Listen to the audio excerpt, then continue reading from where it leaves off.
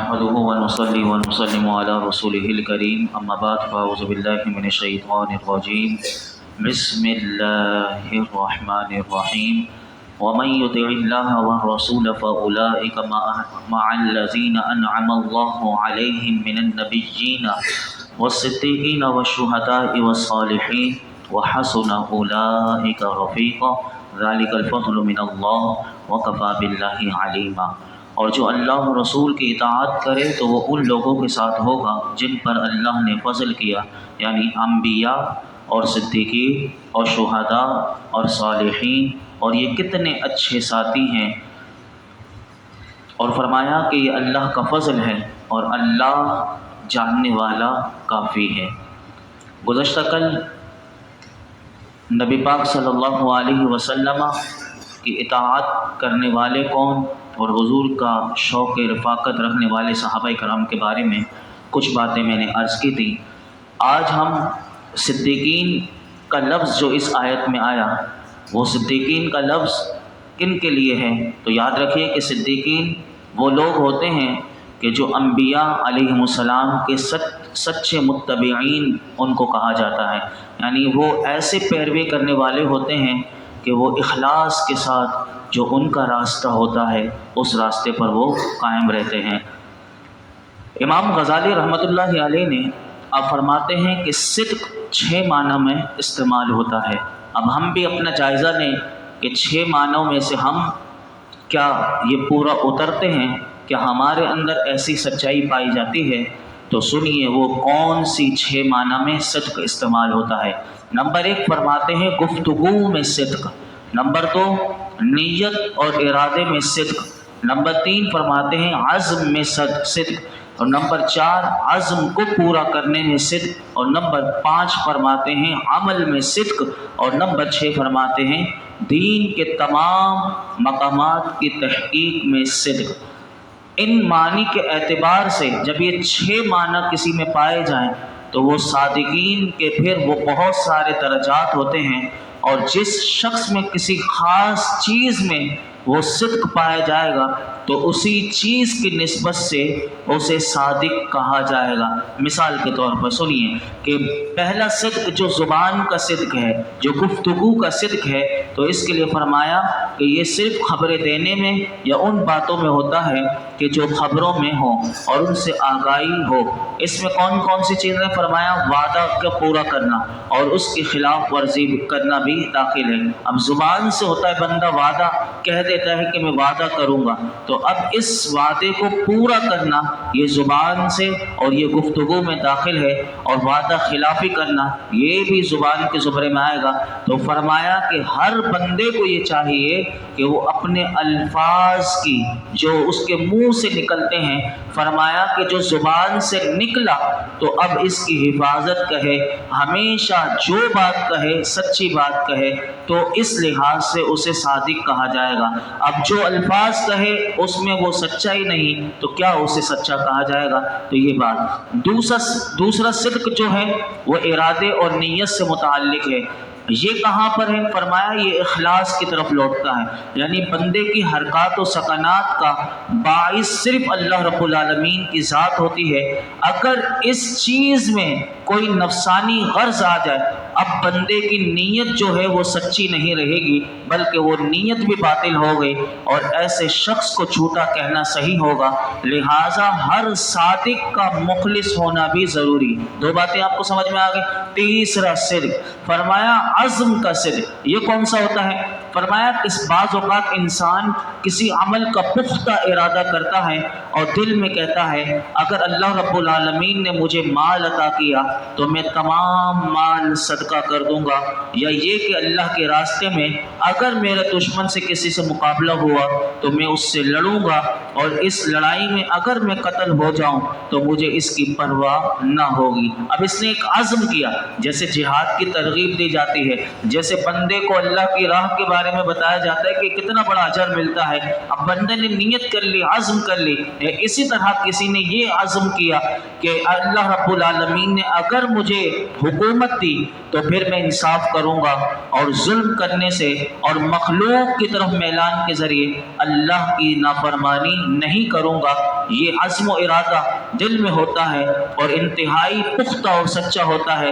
لیکن بعض اوقات جب یہ چیزیں ملتی ہیں تو انسان کا جو میلان ہوتا ہے وہ دوسری طرف ہو جاتا ہے اور وہ کمزوری دکھاتا ہے اور اپنے عزم میں سچا نہیں ہوتا جو کہ اس کی ضد ہوتی ہے۔ تو فرمایا صادق اور صدیق وہ شخص ہے کہ جس کا پختہ ارادہ تمام نیکیوں میں ہوتا ہے اور قوت تامہ کے ساتھ ہوتا ہے، اس میں کسی قسم کا میلان، تردد اور کمزوری نہیں ہوتی، اور اس کا نفس جو ہے وہ ہمیشہ نیک اور پختہ کاموں کا ارادہ رکھتا ہے۔ اب آئیے چوتھے صدق کی طرف۔ فرمایا کہ عزم کو پورا کرنے کا صدق، پہلے عزم کیا اب اس کو پورا کرنے کا صدق، اس لحاظ سے بندہ کب سچا بنے گا؟ تو فرمایا کہ بعض اوقات ہم نفس جو ہوتا ہے وہ عزم کر لیتا ہے، اس کی وجہ یہ ہوتی ہے کہ وعدے اور عزم میں کوئی مشقت نہیں ہوتی، کہ کوئی بھی بندہ وعدہ بھی کر لیتا ہے اور کسی بھی چیز کا عزم کر لیتا ہے لیکن اس میں محنت نہیں ہوتی۔ جب حقیقت کا بندے کو سامنا ہوتا ہے کہ جس چیز کا عزم کیا تھا، اب جیسے کہ مثال کے طور پر فجر کی نماز کا عزم کر لیا، اب عزم کر کے بندہ جاتا ہے لیکن اب وہ اس کی نیت کب صادق ہوگی؟ جب اس کے لیے وہ پوری کوشش کر کے وہ فجر کی نماز کے لیے کوشش کرے گا۔ اسی طرح اور دیگر مثالیں بھی ہیں۔ اور لیکن جب بندے کو قدرت حاصل ہوتی ہے اور حقیقت کا سامنا ہوتا ہے اور شہوت کا زور ہوتا ہے، اب جیسے کہ مثال کے طور پر فجر کی نماز میں جیسے اب سردی کے دن شروع ہو جائیں گے، اب اس وقت اٹھنا، بستر سے نکلنا، وضو کرنا، یہ نفس پر بہت بھاری ہوتا ہے۔ قدرت ہے لیکن بندے نے نیت بھی کی، اب اس عزم کو پورا کرنے کے لیے کیا کرنا پڑے گا؟ اسے اپنے عزم کو پورا کرنے کے لیے وہ کام اپنی خواہشات کو غالب نہیں آنے دینا پڑے گا اور اپنی خواہش کو مغلوب کرے گا اور اپنی نیت کو سچا کرے گا، تو یہ بات پھر جا کر صدق کے یعنی پورا کرنے کے اس کے زمرے میں آئے گی۔ اسی طرح پانچواں جو عمل جو بتایا گیا وہ اعمال کا صدق ہے، یعنی انسان کوشش کرے کہ اس کے ظاہری اعمال میں ایسی کوئی بات دلالت نہ کرے کہ اس کے دل میں کچھ ہو اور ظاہر میں کچھ ہو۔ فرمایا کہ یہ کوشش اعمال کو چھوڑنے سے نہ ہو بلکہ باطن کے ظاہر کی تصدیق کی طرف کھینچنے سے ہو، اور یہ بات ترک ریا سے بندے کو حاصل ہوتی ہے۔ مثال کے طور پر کیونکہ ریاکار جو شخص ہوتا ہے، فرمایا کہ یہ چاہتا ہے کہ اس کے ظاہر سے باطن کی اچھی صفات سمجھی جائیں۔ مثال کے طور پر البتہ کئی نمازی ایسے ہوتے ہیں کہ جو نماز میں خشوع خضوع میں کی صورت میں کھڑے ہوتے ہیں لیکن ان کا مقصد دوسروں کو دکھانا نہیں ہوتا، وہ نماز میں تو ایسے کھڑے ہوئے ہیں کہ جیسے خشوع خضوع میں ہیں لیکن نماز کے اندر ان کا دل غافل ہوتا ہے، اور جو شخص اسے دیکھتا ہے کہ وہ اللہ کے سامنے کھڑا اسے دیکھتا ہے جبکہ باطنی طور پر وہ خواہشات اور کسی خواہش کے بازار میں وہ کھڑا ہوا ہوتا ہے۔ تو فرمایا اس طرح یہ جو اعمال بندہ کر رہا ہوتا ہے زبان حال سے اس کے باطن کی خبر دیتے ہیں کہ اس چیز میں وہ جھوٹا ہے، یعنی نماز میں ایسے لگ تو رہا ہے کہ خشوع خضوع کر رہا ہے لیکن اس کا باطن تو کہیں اور گما ہوا ہے، اس کا دماغ خیالات کی سوچوں میں گم ہے۔ تو فرمایا ایسا بندہ ان چیزوں میں سچا نہیں ہوتا۔ اور اسی طرح چھٹا جو مقام ہے وہ فرمایا کہ وہ مقامات دین میں سے وہ کس طرح، جیسے خوف، امید، تعظیم، زہد، رضا، توکل، محبت اور باقی امور دینیہ میں فرمایا اس میں بھی صدق کا پایا جانا ضروری ہے۔ ان امور کی کچھ بنیاد ہیں جس کی وجہ سے یہ ساری تفصیل، کیونکہ بہت سی باتیں آپ کو سمجھ میں نہیں آئی ہوں گی لیکن بندہ ان تمام چیزوں کو صرف ان کے نام یاد رکھے اور ان میں صدق پیدا کرنے کی کوشش کرے۔ مثال کے طور پر نمبر 1 گفتگو میں صدق، جب بھی بولے سچ بولے، نیت کرے، ارادہ کرے، اس میں سچائی ہونی چاہیے۔ نمبر 3 عزم کرے تو اس میں بھی سچا ہونا چاہیے۔ نمبر 4 یہ نہیں کہ کسی نے کہہ دیا تو اس نے عزم کر لیا، اپنی نیت میں بھی سچا ہو ورنہ عزم نہ کرے۔ نمبر 4 فرمایا عزم کو پورا کرنے میں بھی صدق ہونا چاہیے تو عزم کرے۔ نمبر 5 اس کے عمل میں بھی صدق ہونا چاہیے، یعنی وہ جیسی کیفیات وہ نماز میں اس کو ہے جیسے بظاہر ہیں تو اندر سے بھی کوشش کرے کہ میں ایسے ہی نماز پڑھوں اور ایسے ہی تمام کام کروں۔ اور چھٹی بات دین کے تمام وہ جو میں نے آپ کو گنوایا کہ تعظیم ہے، خوف ہے، امید ہے، زہد ہے، رضا ہے، توکل، محبت، ان تمام چیزوں میں بھی اسے سچا ہونا چاہیے۔ اس آیت میں جو صدیقین کہا اس میں اکابر صحابہ کرام آتے ہیں، اور سب سے بڑے جو صدیق ہیں میرے آقا کے بعد ان کا نام ہے حضرت ابو بکر صدیق رضی اللہ تعالیٰ عنہ، جن میں وہ تمام چیزیں پائی جاتی ہیں۔ تو یاد رکھیے، یہ تو میں نے آپ کو صدیقین کا بتا دیا۔ شہداء سے کیا مراد ہیں؟ تو یاد رکھیے کہ جو اللہ کی راہ میں اپنی جانیں دیں انہیں شہید کہتے ہیں، اور شہید کی جمع شہداء ہے۔ اسی طرح صالحین کا لفظ بھی اس آیت میں آیا۔ صالحین سے مراد وہ دیندار لوگ ہیں کہ جو اللہ کا بھی حق پورا ادا کرتے ہیں اور بندوں کا بھی حق پورا ادا کرتے ہیں۔ تو یہ دونوں کام کریں تو وہ صالحین کے زمرے میں آتے ہیں۔ تو ہم بھی دیکھ لیں کہ ہم بندوں کے حقوق پورے کرتے ہیں، کیا ہم اپنے آپ کو صالح کہہ سکتے ہیں؟ کیا ہم اپنے آپ کو نیک کہہ سکتے ہیں؟ تو فرمایا صالحین وہ لوگ ہوتے ہیں کہ جو اللہ کا بھی حق پورا ادا کرتے ہیں اور بندوں کے بھی حق کو پورا ادا کرتے ہیں، اور ان کے احوال، ان کے اعمال، ان کے ظاہر باطن سب اچھے بھی ہوں، پاک ہوں، ایسے لوگ صالحین کہلاتے ہیں۔ اور یہی بات اگلی آیت میں اللہ رب العالمین نے فرمایا کہ جنت میں نبی اکرم صلی اللہ علیہ وسلم کا قرب جس کو مل جائے گا تو جنت کی وہ بہت بڑی نعمت اسے مل جائے گی، جسے میرے آقا کا کل قیامت کے دن جنت میں قرب مل جائے گا۔ اسی لیے بطور خاص فضیلت اللہ رب العالمین نے اسے دوسری آیت میں شمار کیا۔ آگے سنیے، فرمایا یا ایھا الذین آمنوا خذوا حذرکم فانفروا ثبات او انفروا جمیعا، اے ایمان والو ہوشیاری سے کام لو، پھر دشمن کی طرف تھوڑے تھوڑے ہو کر نکلو یا اکٹھے چلو۔ یہاں پر اللہ رب العالمین نے اس کا ہم کروڑ شکر ادا کر سکتے ہیں کہ اگر ہم قرآن حکیم کا جب دیکھتے ہیں تو کسی شعبے میں بھی، یعنی زندگی کی کسی شعبے میں اس نے اپنے احکام سے ہمیں محروم نہیں رکھا، بلکہ ہر جگہ ہماری رہنمائی فرمائی۔ ماں باپ ہوں، بیوی ہو، بچے ہوں، رشتہ دار ہوں، پڑوسی ہوں، اپنے ہوں، بیگانے ہوں، سب کے متعلق ہمیں قرآن و حدیث میں واضح ہدایات دی گئی۔ اسی سلسلے میں ہمیں ہماری بھلائی کے لیے ہمیشہ ہمیں ہوشیار رہنے کا حکم دیا، اور دنیا کے دیگر معاملات کی طرح اس آیت میں بتایا گیا کہ دشمنوں کے معاملے میں بھی تمہاری ہوشیاری ہونی چاہیے اور سمجھداری سے کام لو، دشمن کی گارڈ سے بچو، اسے اپنے اوپر موقع نہ دو، اور فرمایا اپنی حفاظت کا سامان کر کے رکھو، پھر موقع محل کی مناسبت سے دشمن کی طرف تھوڑے تھوڑے ہو کر نکلو یا اکٹھے نکلو، یعنی جو مناسب ہو امیر کی اطاعت میں رہتے ہوئے تجربات اور عقل کی روشنی میں فرمایا کہ مفید تدبیریں اختیار کرو۔ یہاں پر اس آیت میں اللہ رب العالمین نے اس جنگ میں کیسی تیاری ہونی چاہیے اس کا ایک نقشہ کھینچتے ہوئے بتایا کہ جنگی تیاروں اور جنگی چالوں اور دشمنوں کی جتنی حربی طاقت ہوتی ہے اس کے اندازے لگانے، معلومات رکھنے، ان کے مقابلے میں بھرپور تیاری اور بہترین جنگی حکمت عملی کے جملہ اصولوں کی یہ آیت رہنمائی کرتی ہے۔ یعنی آپ یہ سمجھ لیجئے کہ دنیا کی بہترین فوج جیسے ہماری پاکستانی فوج کہلاتی ہے، وہ کیوں؟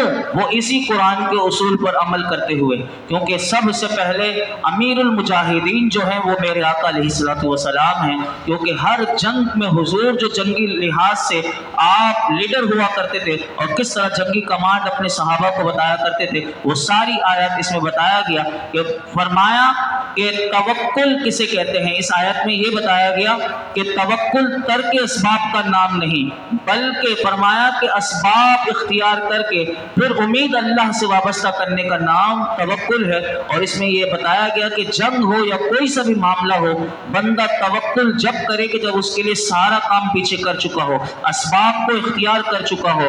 اسی طرح جنگی ہدایات سے بھی متعلق میں آپ کے سامنے 3 حدیث مبارکہ رکھ کر اپنی گفتگو مکمل کرتا ہوں کہ میرے آقا علیہ الصلوۃ والسلام جنگی تیاری کے حوالے سے کیا فرماتے ہیں، کیونکہ ہم بھی ایک مجاہد ہمیں ہونا چاہیے، ہر وقت ہمیں بھی دین اسلام کے لیے تیار رہنا چاہیے، اور ایسا نہیں ہم بزدل بن کے رہیں۔ مومن مجاہد ہوتا ہے، تو اس کے لیے میرے آقا علیہ الصلوۃ والسلام اپنے صحابہ کو کیا ہدایت دیا کرتے تھے، حدیث پاک سنیے۔ حضرت عقبہ بن عامر رضی اللہ تعالیٰ عنہ سے روایت ہے کہ رسول اللہ صلی اللہ علیہ وسلم نے جو یہ والی آیت وَأَعِدُّ لَهُم مَّا اسْتَطَعْتُم مِّن قُوَّةٍ یہ 10ویں پارے میں آتی ہے. یہ جب آیت نازل ہوئی تو اس وقت حضور نے اس آیت کے تحت فرمایا کہ تیار رکھو جو قوت تم سے بن پڑے. کہ تفسیر میں فرمایا کہ خبردار وہ قوت کون سی ہے. حضور نے خود ہی اس کے بارے میں بتا دیا کہ وہ جنگی تیاری یہ ہے کہ تیر اندازی ہے. وہ قوت کون سی ہے؟ تیر اندازی. فرمایا خبردار وہ قوت تیر اندازی ہے، خبردار وہ قوت تیر اندازی ہے، خبردار. 3 دفعہ حضور نے فرمایا کہ وہ جنگی تیاری تیر اندازی ہے. اور حضرت انس رضی اللہ تعالی عنہ سے روایت ہے کہ رسول اللہ صلی اللہ علیہ وسلم نے ارشاد فرمایا مشرکین سے اپنے مال، ہاتھ اور زبان سے جہاد کرو. یعنی دین حق کی اشاعت کے لیے ہر قسم کی قربانی کے لیے بندے کو ہر وقت تیار رہنا چاہیے. یاد رکھیے کہ جو تیر بناتا ہے یعنی جو جنگی آلات تیار کرتا ہے اس کے لیے بھی ہمارے دین میں ثواب رکھا گیا. حضرت عقبہ بن عامر فرماتے ہیں کہ سرور کائنات صلی اللہ علیہ وسلم نے ارشاد فرمایا کہ بے شک اللہ ایک تیر کے بدلے میں 3 افراد کو جنت میں داخل فرمائے گا. فرمایا نمبر 1 جس نے تیر بنایا تو ثواب کی نیت سے بنایا، اللہ اسے بھی جنت میں داخل کرے گا.